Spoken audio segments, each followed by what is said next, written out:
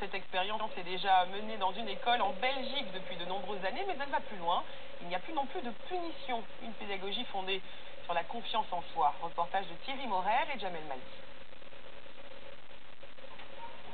Il est 8 heures, les cours n'ont pas commencé dans cette école primaire.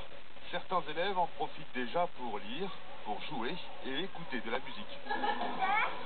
Une manière décontractée d'aborder une journée sans stress. Écriture sur les angles.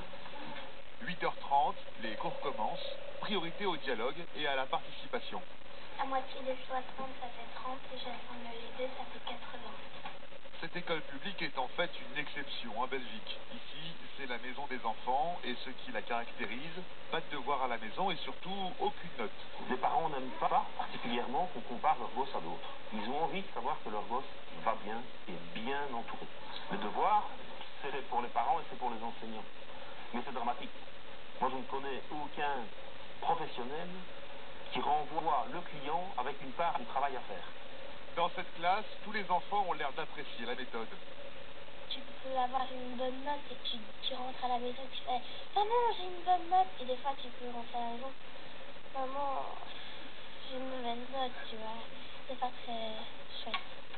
On est moins stressé et on est plus ou moins à l'aise. Les professeurs, ils nous disent qu'il n'y a pas de compétition entre les enfants, ils évoluent à leur rythme. Finalement, la compétition, c'est nous, c'est les parents. Quand j'en parle avec d'autres parents, c'est les parents qui veulent avoir une note pour l'enfant. L'enfant, il s'épanouit, il n'a pas besoin de cette note. C'est nous qui la voulons. Et ici, pas de stylo rouge. Les corrections sont faites au stylo noir.